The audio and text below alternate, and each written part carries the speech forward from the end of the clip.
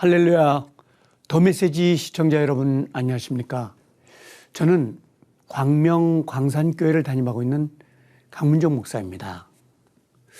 오늘은 그 귀한 메시아 서신이라고 하는 이사야 구약성경 9장 6절 말씀으로 함께 은혜를 나누겠습니다.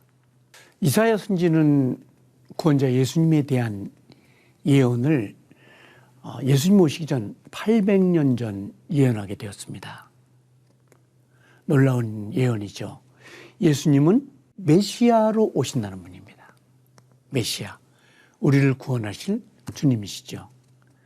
그리고 임마누엘이 하나님이라고 성경은 복음서 마태복음 1장 23절에 말씀하셨습니다. 이사야는 그 메시아 예수님에 대해서 그분은 영존하시는 아버지, 만왕의 왕, 그리고 우리를 구원할 메시아라고 증언했습니다. 기독교는 타 종교가 흉내낼 수 없는 절대적 교리가 있습니다. 그것은 여러 가지 있지만은 동정녀 탄생과 예수님의 부활을 흉내낼 수 없습니다.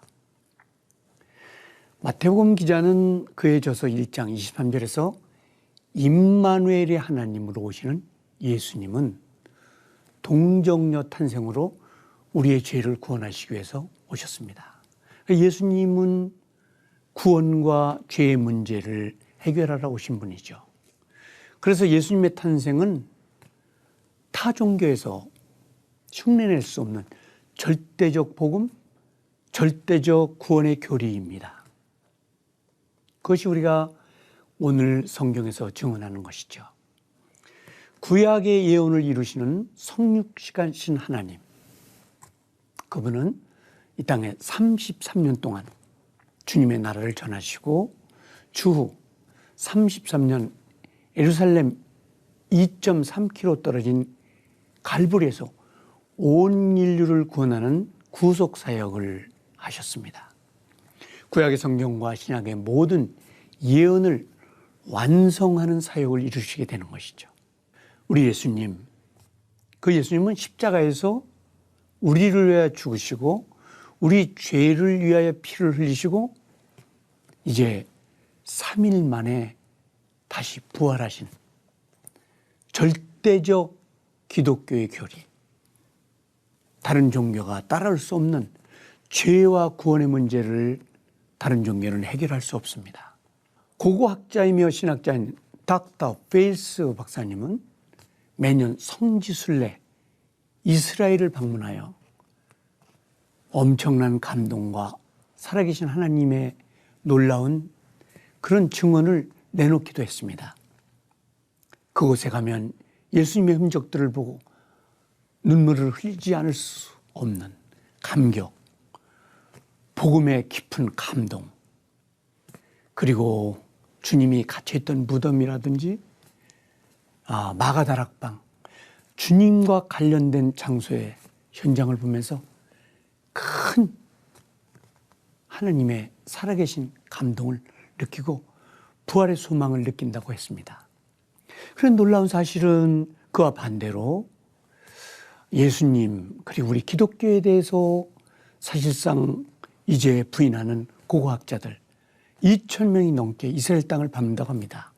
그들의 목적은 뭐냐면 우리가 사랑하는 예수님, 우리가 믿고 있는 기독교를 인본주의로 바꿔버리는 거죠.